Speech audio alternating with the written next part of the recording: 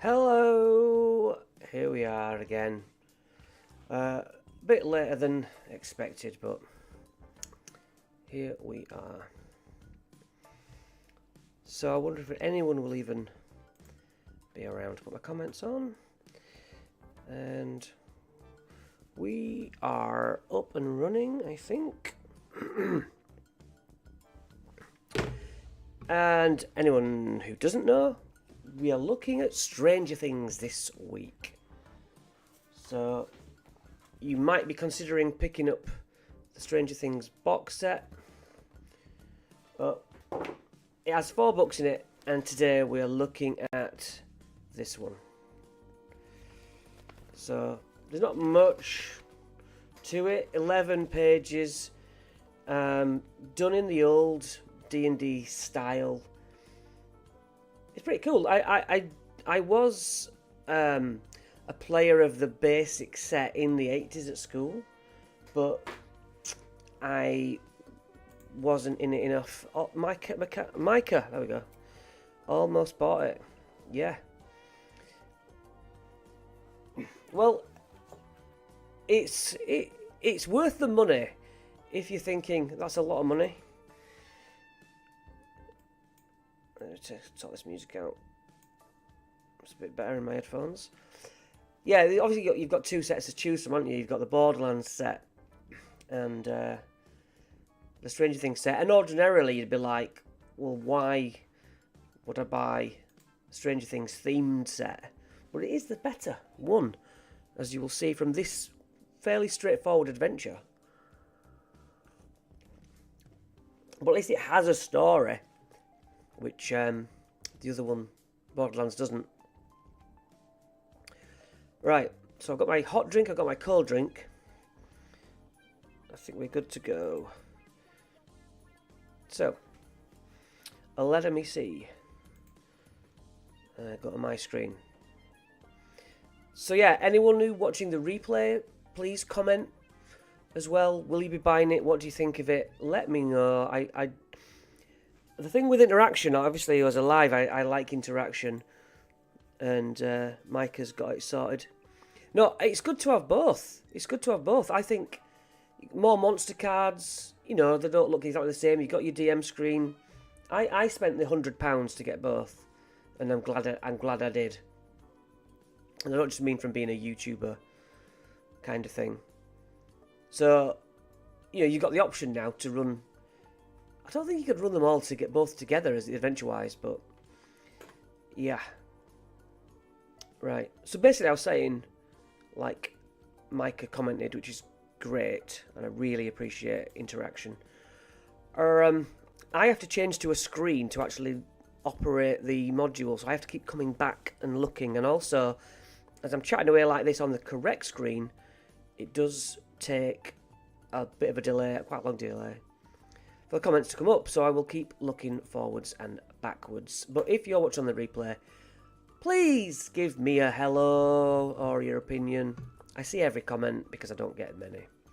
Right, I'm away from the comment section. I am here, but I will check in. So, this adventure is designed to fill 1 or 2 sessions of play, which is exactly what the Borderlands thing said. This I can kind of believe, although it would need some stretching out. And you do get these little notes down the outside, which Eddie is supposedly taped on, and graffiti and doodles. It's all pretty cool. So, yeah, the map of Grey Hawkins. Should we jump to that? Does it take us to... It does. It takes us to the map of Grey Hawkins. Something that I never really twigged was Greyhawk, and is that what they call... I feel like it is what they call it in Stranger Things. I just never made the connection. I can't enlarge it for you, unfortunately, but YouTube, if you squeeze, you know, on mobile, you can zoom in, I believe. So, Duffer Lake is definitely a location in the show. Oakshaw, not sure. Ooh. Golden Wheat, the city of Grey Hawkins. Starcourt Peaks, Castle Byers. Now, Byers is a character, isn't he? So, okay, can we go back to where I was? Yes. Right. This information is key to the adventure story. Flizzlebin he's a wizard. Magically contacts the characters and challenges them to find him in the Dungeon of Shadows. Plot point 2: the characters navigate a Dungeon of Shadows to find this wizard, who calls them out from his hiding place in a twisted reflection of the dungeon, which is quite good because it's like a mirror world. You get your main map and you go through a mirror realm, and it's kind of upside down because of Stranger Things upside down. Pretty clever.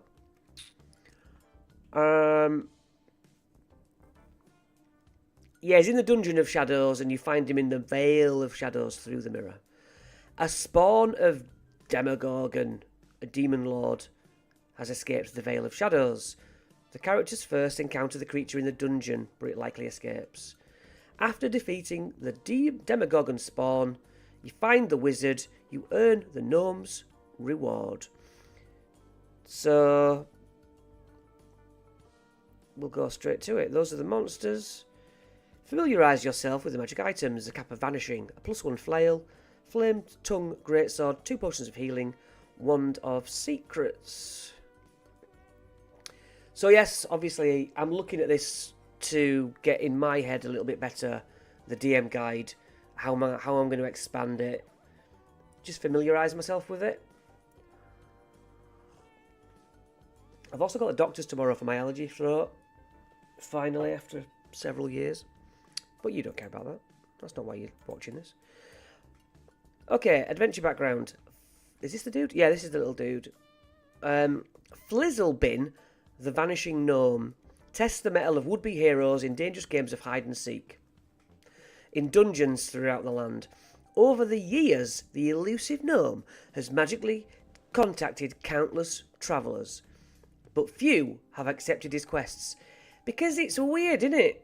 To suddenly have someone say, I challenge you to hide and seek. You'd be like, no, thanks. Sorry, you're alright. Recently, Flizzlebin vanished to the Dungeon of Shadows, a maze that borders a gloomy, monster-infested realm. His calls to adventurers, he shouts out, hey, I'm hiding here. And then some other foul creature hears, oh, I'm hiding here, and he thinks lunch. So, as he eagerly broadcasts his quest, a ravenous demon stalks the dungeon, endangering all who seek him. Roll on the table for Flizzlebin's hiding spot. So, like Curse of Strahd, you can play this, I say multiple times, a few times. You can put your guy, Flizzlebin, in different areas.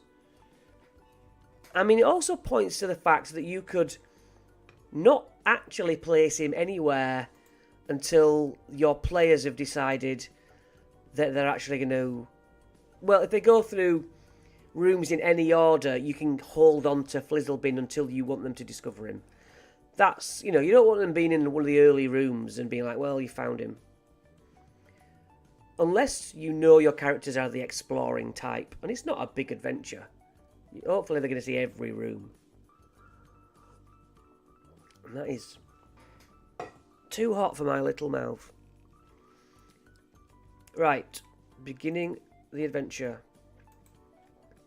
When the players are ready to begin the adventure, this is what happens. So, guys, you travel a well-trod road through craggy and forested country. As you pass this dense thicket, a voice calls out to you. Well met, adventurers. 'Tis I, Flizzlebin, the Vanishing Gnome, the illustrious vagabond, the emissary of evasion. And they walk off. No. I have sequestered myself deep down within the fabled Dungeon of Shadows, where I wait with a magical reward for those who prove themselves worthy. Find me, and the treasure is yours. Travel east to find the dungeon's entrance. Beware, horrid creatures lurk within the dungeon's darkest corners, and so do I. The voice fades. Do you accept this request? Right, 3 of you watching. Do you think that is a good hook? Would you or your players take that. Hey, I'm hiding over here. Come and find me. Obviously, we know it's an adventure. We're all sitting down to play D&D. You kind of would in that respect, but it's pretty weak, don't you think? Just some loopy chap. Anyway, we don't need to worry about fixing it right now. We can think on it. What is next? At your discretion. One or more of the characters might have heard of Flizzlebin from stories shared in taverns, which you'd probably have to seed before. You can do, if you're doing a session 0, you can talk about Flizzlebin. That sets them up with more likelihood of taking the quest. Let's see. Kevin, my players always wanted to be promised something for their efforts. Then they want to haggle for more. Absolutely, Kevin. Absolutely. My beginners would. Yeah. There's an unwritten rule, isn't there, that we all know. But I said in my Tomb of Annihilation video, when I said to my players, right, here's the mission, you've got to go and cure the death curse. This is NPC talking. They went, why? Why should we? And I'm like, are we playing Tomb of Annihilation or not? It's just accepted that you've got to do it. I'm like, do you want to save the world? Not really. Okay, let's pack up and go home. So there is a certain responsibility, like, yes, you're damn right will. So, if the characters follow the gnome's instruction, they quickly arrive at the Dungeons of Shadows. Yeah, they don't have to, do they?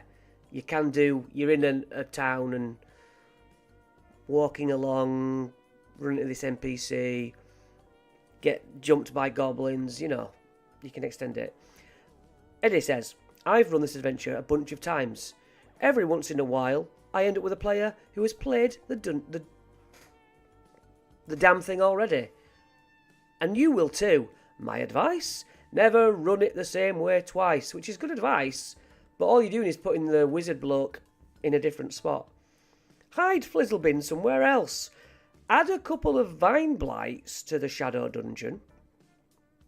Yeah, and more. That'll keep everyone on their toes and stop blabbermouths from spoiling the fun for the newbies and themselves. It's a lovely little touch, isn't it? That is, you know, what we sort of... That is what we sort of experience. And maybe don't call it the dungeon, call it something. Yeah. Well, I mean, what was the words? Veil of Shadows and dungeon something. But yeah, the more experienced need more bait. Yeah, which isn't difficult. We can do that, can't we? But I mean, does this say starter set at all? This doesn't say starter set anywhere on it. To be absolutely honest, maybe I'm responsible for calling it a starter set. But I'm sure you're on board with that. Yeah, so what is it? What would you call it? A themed set? I don't know what else to call it.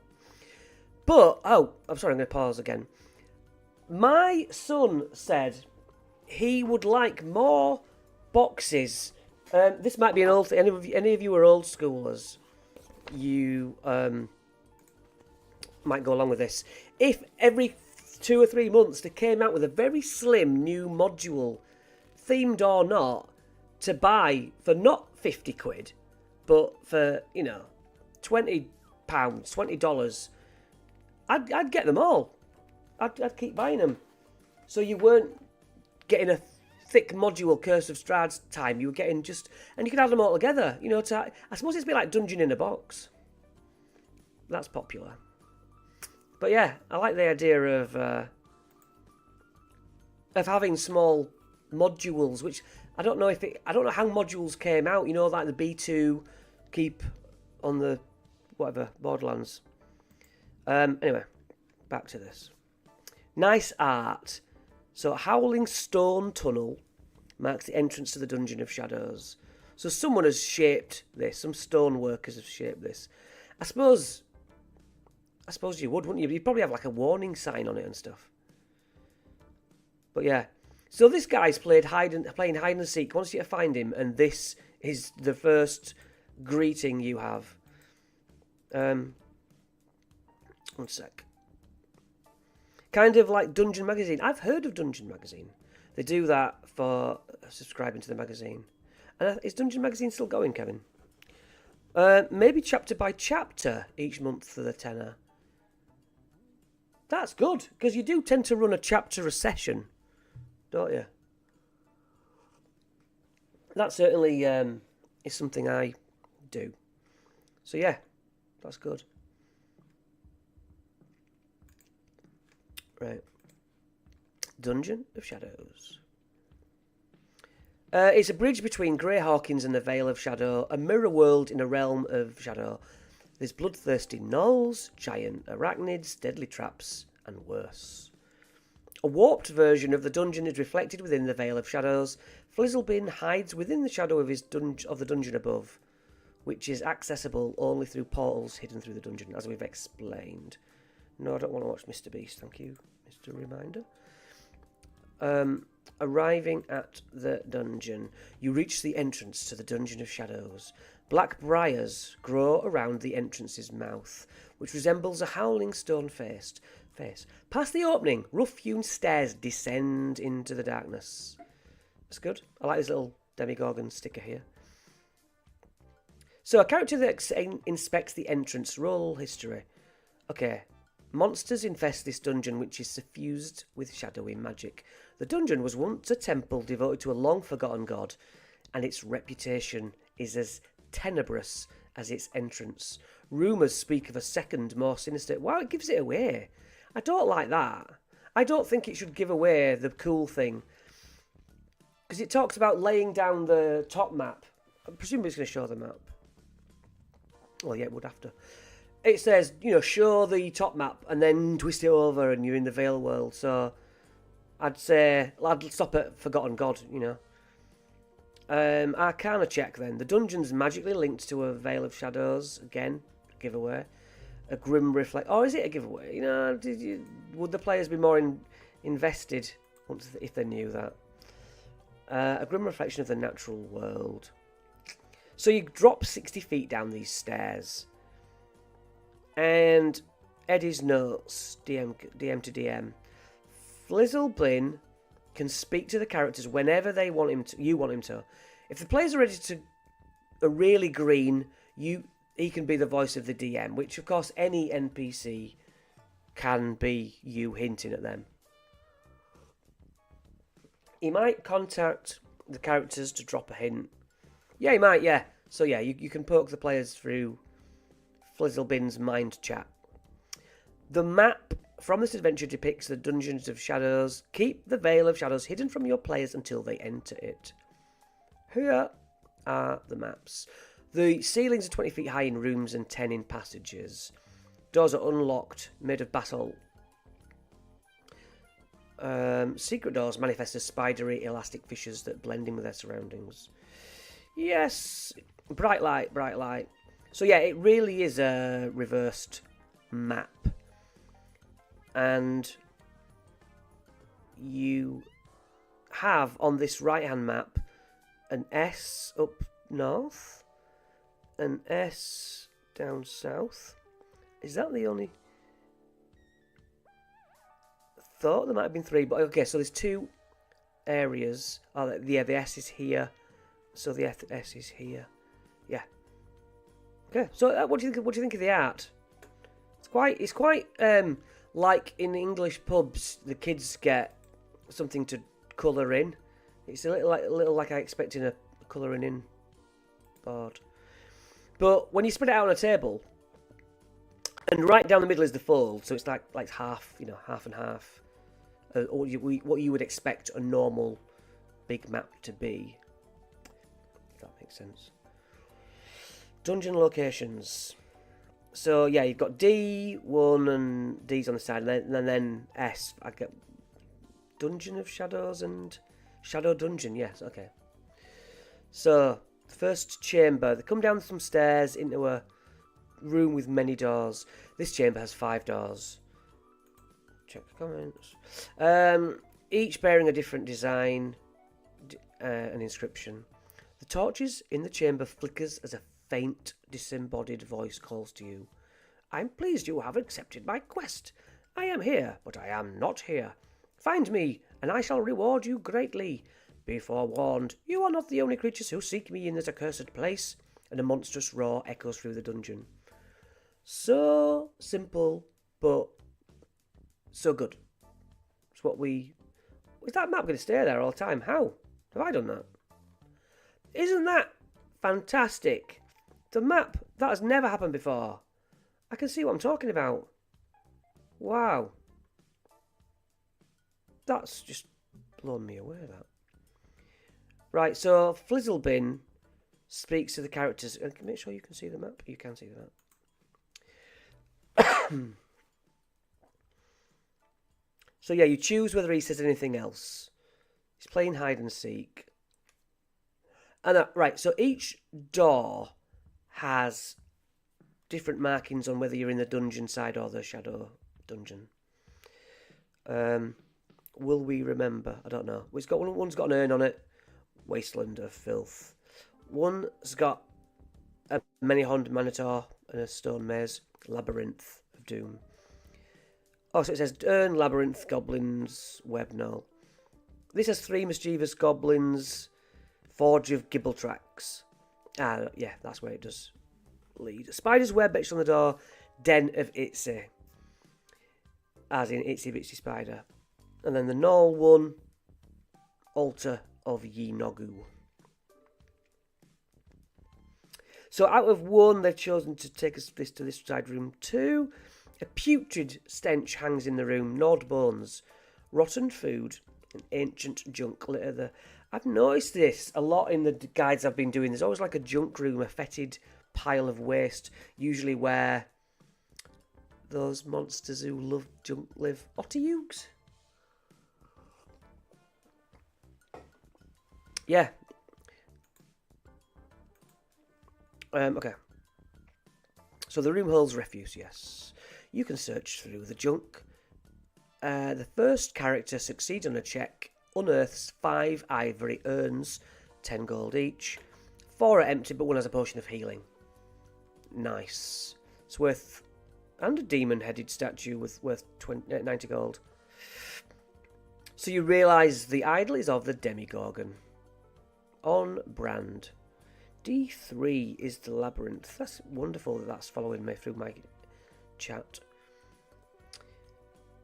The torches along the walls of this maze begin to flicker, and a familiar disembodied voice says, "Many adventurers have met their demise in these corridors. Beware the fearsome Minotaur." Right, but this is cool. This is cool. So a Minotaur used to be here, but the Demigorgon Demon Lord has eaten the damn thing, or is killing it. So yeah, you think, uh-oh, Minotaur, only to find there's something much, much worse. Which is cool, isn't it? That's cool. Spear traps. The labyrinth has T. It's good old-fashioned ka-ching spear traps, which I haven't seen in an adventure ever. And it's so obvious. It's normally like scything blades or arrows. I don't think I've ever seen them come out of the floor, but I'm sure old schoolers have.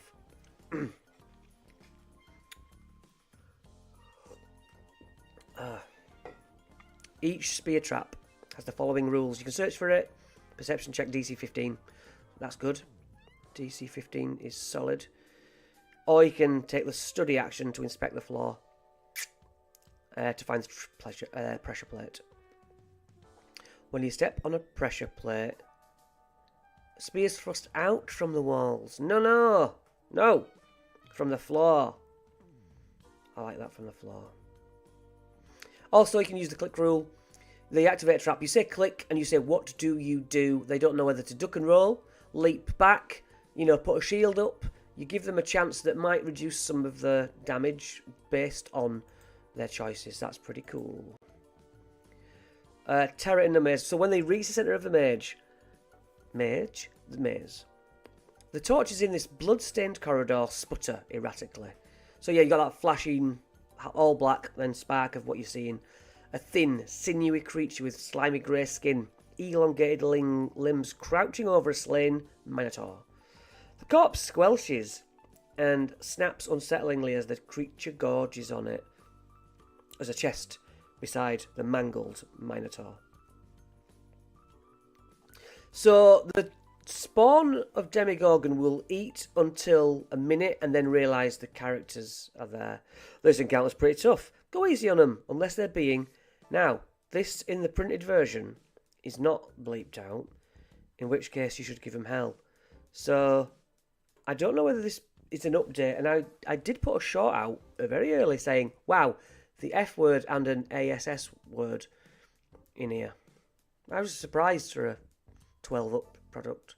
And a D&D product in general swears in twice. You know, edgy, very edgy.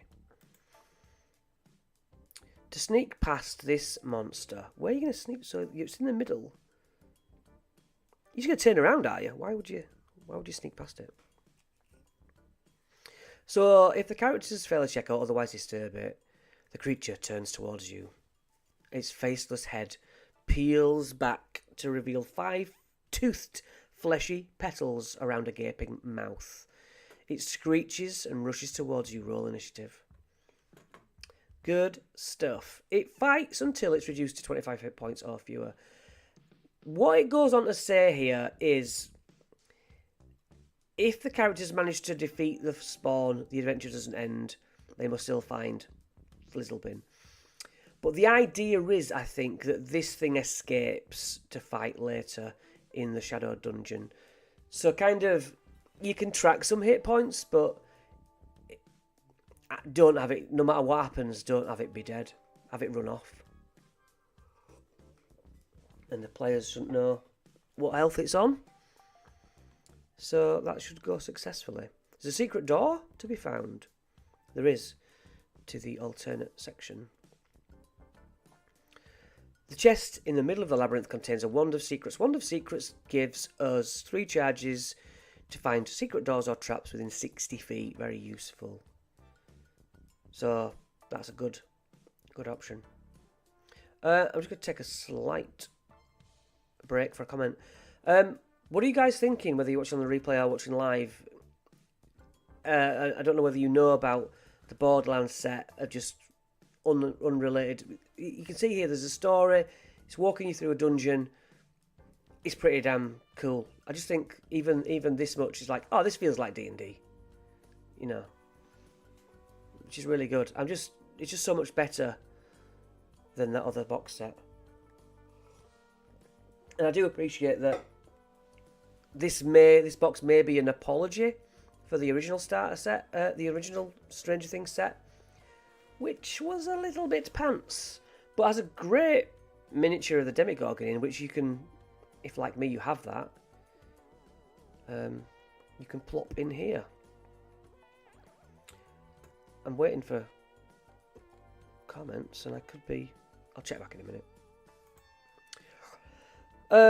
The Forge. Okay, so this is the Goblin Forge we heard about in D4. Oh, top corner. Forge of Gibbletracks. Clanging hammers ring out in this sweltering chamber. 3 goblins, smiths, cluster around a glowing forge in the centre of the room. Oh, then it does a Lord of the Rings thing and as a song. I hate singing in The Hobbit, Lord of the Rings, all that, so I'm ignoring it. Blessed by a long-forgotten forge goddess. Forge of Gibbletracks is a magic forge worked on by Blee, Gib, and Trax. These smiths craft gear to defend against the dungeon's threats, which is another cool idea. That's very video gamey. Would you like to buy, an upgraded sword? Yes, please. The goblins are initially friendly towards the characters, but defend themselves if necessary. So they keep them themselves, but they've recently clashed with gnolls, whose profane rituals threaten the sanctity of the forge. If the characters agree to end the gnolls' foul rites, they vow to imbue the characters' weapons with the magic of the forge. That's good. Come on. No players, young or old, new or old, will not want their weapons upgrading. So that works. Here's a little picture as well of the Goblin Forge. I don't know if... This is my argument. I don't know if you'll see it and make it out on your little screens. We've got a comment. Comment coming in. Yes, no singing, unless I am a bard. Yes, I'd allow it if I was a bard, but when you read The Hobbit and stuff and it goes on, oh, it starts singing this song, I'm like, ugh, not interested. So the Goblin's magical force can temporarily infuse weapons and ammo with immense heat. Oh, I see. They dip the weapon in... That's not really magical, is it? It comes out with a molten layer of ore, or a layer of molten ore. A creature that takes damage from the ore, weapon, or ammo takes an extra 1d6 fire damage. Lovely. Not too much, not too little. It lasts for 10 minutes, so the DM's got to decide when that 10 minutes is up. I suppose combat-wise, you know, but... And combat-wise, it's usually the entire combat and more. Yeah, okay. That's good. As a player, that would entice me. Make my sword do fire damage, please. A character can benefit from it only once. That's the DM's discretion. Unless the goblins, exactly, permit them to do so again. If all 3 goblins are killed, or the forge is removed, the magic ceases, yeah. So your weapons don't stay all clever magic stuff forever. Eddie's got some advice. Sure, these smiths could have been dwarves, but that would have been boring. Anyone can be a smith, just like anyone can be a dungeon master. You can do this. Thank you for the advice, Eduardo. Denovitze. Thick... Top middle. Thick, sticky webs cover this once regal chamber. Skeletons encased in cocoons hang from webs on the ceiling as grim warnings to all who enter. A cobweb statue of an 8-foot-tall, armour-clad knight presides over the chamber. Before it is a stone pedestal atop which rests a shimmering crystal spider, roughly 5 foot in diameter. A fiery greatsword burns within the crystal spider's body, casting a warm orange glow on the tangled nest. A crystal spider. That sounds different. Still using the giant spider stats, but... A fiery greatsword burns within the crystal spider's body. Cool. So this room is the nest of Itzy, who preys on any who enters its lair. It hangs upside down, guarding the door to its treasure room. The crystal spider is a medium object. What do you... Am I missing something? It's a giant spider. It's hiding. The crystal spider is a medium object with AC 13, health of 50. Destroying the crystal spider for... Anyway, okay. It says object, that's just making me think like it's not a living, breathing thing, but... Okay, it's just cool, of course. The statue depicts a knight in a gallant pose. You examine it, you realise the statue's base is unstable and can be toppled. As an action, you can push it over. When it topples, each creature underneath it takes 4d6 bludgeoning damage. That's good. Environmental sort of combat. Big clap for that. The web-filled area is difficult terrain. Orbs.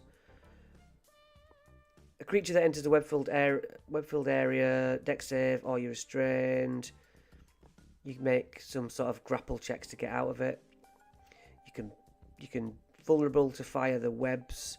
Inside the statue is a heart-shaped emerald worth 30 gold, and also a flame sword. Damn. So can you get the... I suppose you can get the flame sword to do extra damage. It does 2d6 on a hit, so it can 3d6 fire sword. That's cool, isn't it? You know, I'd like to play this. There's very little I want to be a player of, but I would enjoy playing this. So anyone wanting to run it for me, I'm in. Altar of Yunogu. In this square chamber, 3 hyenoid, I've never heard that word, warriors kneel before an altar. I know what it means. Bearing a wicked-looking flail. 2 of the creatures cackle maniacally as the third, the mangiest of the 3, who's nearly devoid of all hair, chants, "Ye Nago, hear our laughter, and let there be bloodshed and butchery." The flail glows with sickly light. These worship Ye Nago, a merciless demon lord. They fight any creatures on sight. If the characters don't interrupt them, they continue for a minute. That seems to be the standard now. Booming laughter erupts from the altar. Oh, that is so the same as the cultist ritual around a statue in Borderlands. It lasts for a minute, the thing cracks and a laugh emits. And here we have booming laughter, just the same. Con save, or take 8 thunder damage if you're nearby. After the ritual, the gnolls leave to battle the goblins because they've got beef. If the gnolls overpower the goblins, the forge loses its magic forever. The flail on the altar is a +1 flail. I always think of that to be like a whip, but it's not, is it? +1 bonus to attack and damage. Add your proficiency to the attack roll. Well, yeah. Yeah, obviously. It has sap. You hit a creature with a weapon, the creature has disadvantage on its next attack. Nice. Nicey nice. Okay. Beneath this dungeon of shadows lies the Veil of Shadows. To find hide and seek block, we must defeat the Demogorgon's spawn and any hostile creatures in his hiding spot. When both conditions are met, the gnome appears to the characters. If the characters reach Flizzlebin's hiding spot before they vanish the Demogorgon, you found my hiding spot, but your work isn't done yet. To claim your prize, you must slay the horrid creature that haunts me. While I change the music, this is where you can insert your... Oh, you're so wonderful at doing voices, and I am joking. Okay. So, Flizzlebin doesn't bequeath his reward until the characters comply with his instruction.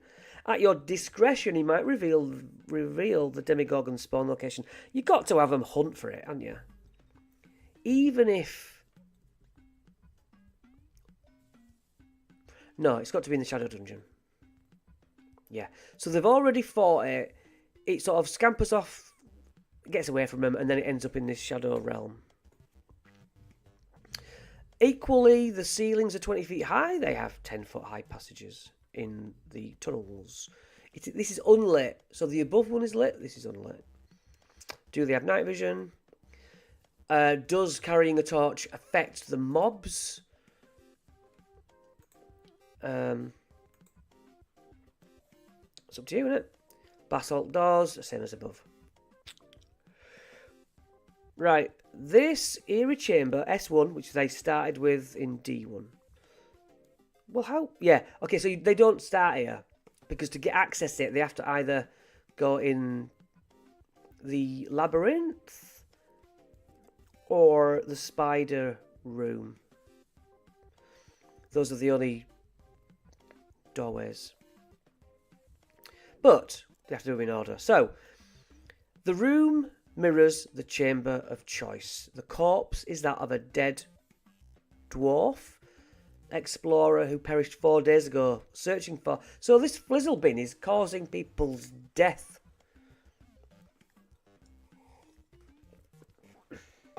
So he's a bit of a jerk, isn't he? The dwarf was killed by an undead shadow. The dwarf's body is unnaturally thin.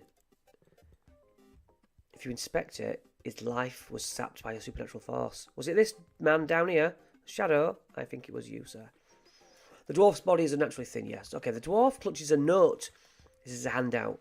So, yeah, I mean, no point saying spoilers, you lot of DMs. If another would find this note, take heed, this is not the realm you know.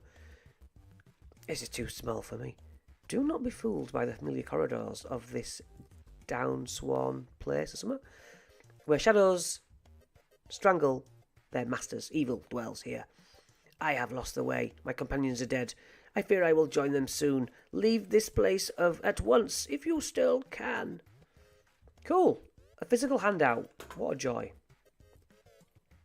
So the doors back, at the other side of the doors, have different ones. Urn, labyrinth, spiked anvil, web and hand and eye.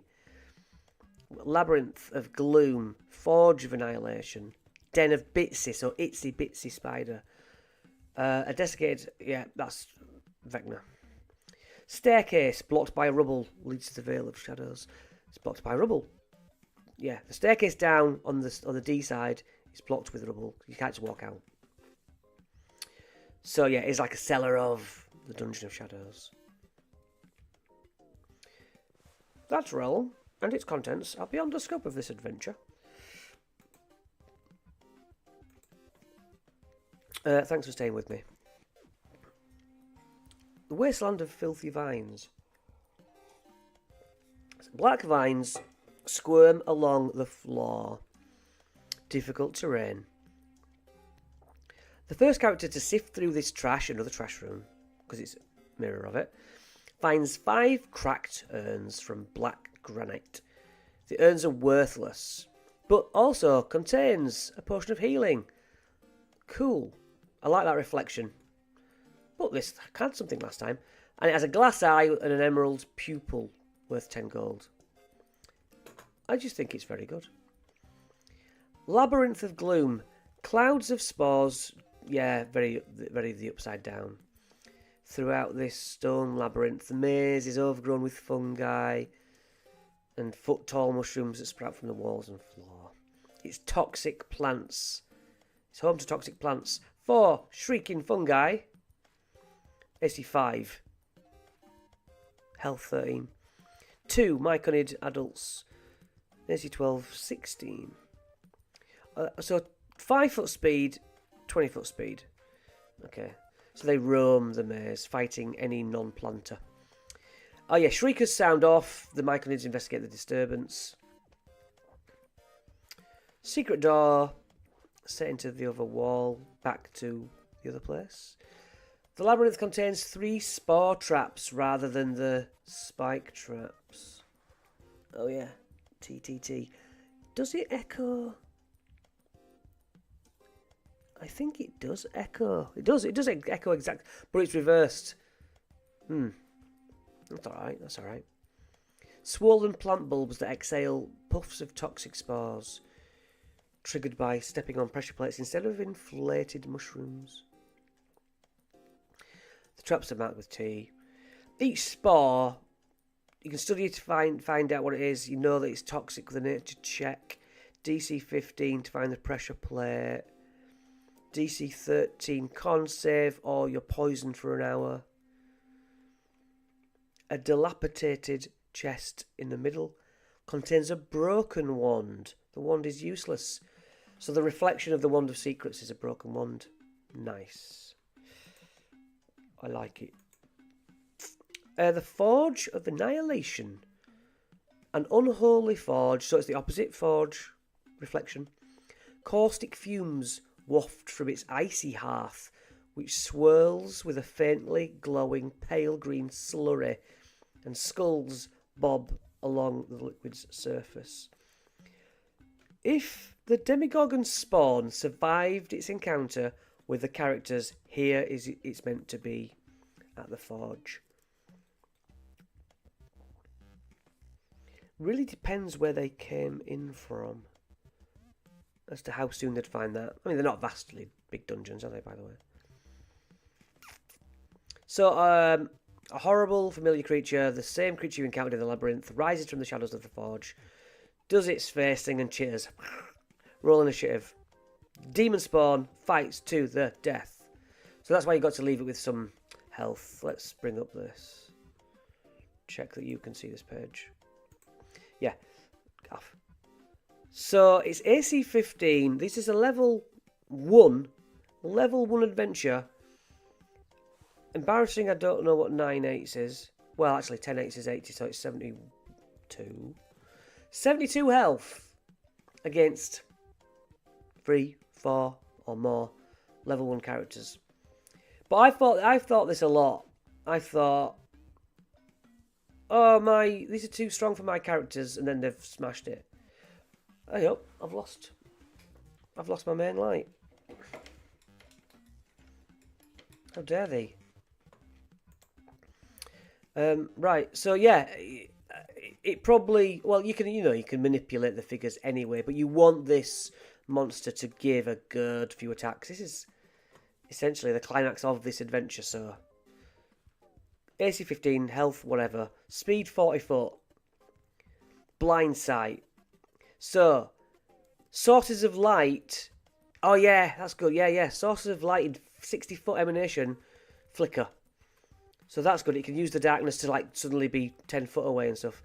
It regains 5 health at the start of its turn. Does a 10 foot running start and jumps. It's proper Resident Evil weirdness.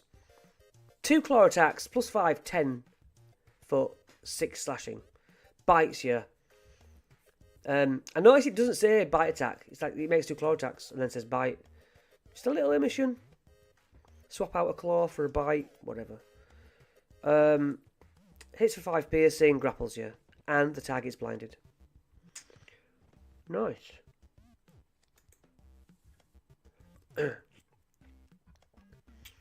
Right, so it fights that. Unlike the goblin's blessed forge in the dungeon above, this forge is a cursed apparatus capable only of destruction. The forge causes living creatures to wither and die.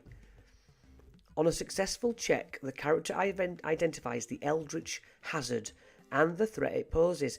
A creature that enters the forge for the first time. Why would anybody climb in the weird skull-filled forge? Although I have a play where we'll probably drink from it, so... It's a DC 15 con save. You take 4d8 necrotic damage. So I see what they're trying to do. The forge made my weapons stronger in the above world, but in the upside down, it does damage. And I have players who were like, oh, I know this is going to do something to me bad, but I want to get in. So 5 is the opposite version, the upside down version of Itzy's bit. This is the Den of Bitsy. A statue of an 8-foot tall knight with a horned crimson helm stands in the chamber, covered in thick black webs. Atop an altar in the centre is a massive spider dripping fangs, wraps a dead elf in webs. Humanoids shaped cocoons, the arachnid's ghostly larder hang through the chamber. So, an equally territorial spider as Itzy was. The statue, upon examination, can be found to be pushed over just like the one in the room mirroring this. You can topple it 4d6 if you get underneath it. Difficult terrain. Vulnerable to fire. The statue's helmet is a dread helm. Remind me. While you're wearing, oh, that's cool. While you're wearing the steel helm, your eyes glow red, and the rest of your face is in shadow. How awesome! You have advantage on intimidation. For humanoids. Cool. That is cool. And don't forget, you get these cards, item cards, so you have the card for that. It's cool. That is good. Altar of Vecna. Just the last room. Yeah. So there's a fog pervading this eerily quiet chamber. A stone altar rises from the centre of the floor. Atop the altar, a disembodied hand grasps an hourglass half filled with black sand and adorned with bone spindles. The sand defies gravity, flowing to the top bulb. That's cool. The first character to inspect the hourglass hears the ticking clock, followed by a baleful chime. The hourglass cracks, sand spills out, revealing a mummified eye within the lower bulb. No other character hears the sound. Afterwards, a character can examine it and realise the hand and the eye are symbols of Vecna, a powerful lich feared throughout Greyhawk. Now, this is the thing. This isn't going to follow the lore of Vecna in the Eve of Ruin. This is like that other... Well, Stranger Things Vecna. I can't remember his fate, but... Yes, Vecna, brilliant. He's mentioned. We love it. The conclusion. After the characters defeat the Demogorgon spawn and find the annoying gnome... A bearded gnome. One second.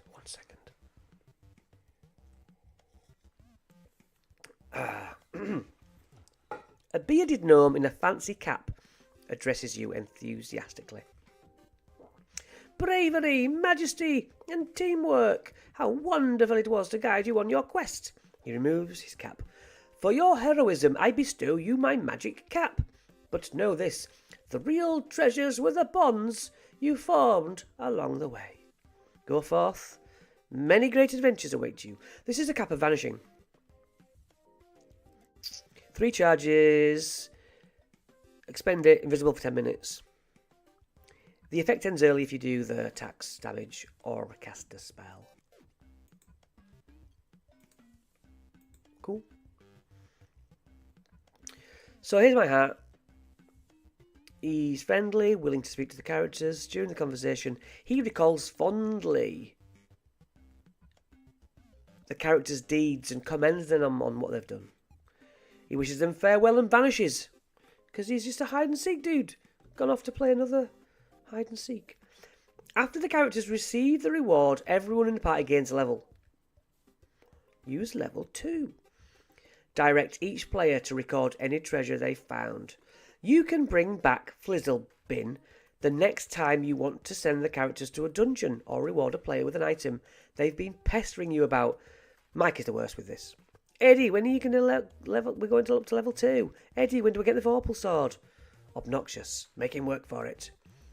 That concludes the Vanishing Gnome. Here is your chance to say if you think it's good, or rate it out of 10 or something, while I drink my coffee. I think it's good. And that's just level 1. It's very tricky to write a level 1 story quest and not make it, go and collect 5 things and bring them back here and that's it. I think it's really good. And so it bodes well for the next 3 adventures, which the level 2, a level 3, and another level 3 adventure, which will cover the level 2 one, hopefully next week. And my voice might not be as croaky because, as I say, the doctors might help me on Monday tomorrow. So yeah, it's all yours. Last comments. You can type some up. I hope these help. These little sneaky looks. If you're not looking to watch my DM guides on it, which are obviously coming. You get in here first, see me sort of get used to it. Up top. No comments. Well, if you're commenting and I haven't yet received it, you can also do it in the actual post after this stream. You guys who watch, make it worthwhile. I would do this to nobody, but I've done it to several live, and I really do thank you for watching. Take it easy. Comment. Just leave me a comment on something. Makes the world. It makes the world. Yeah. See you later.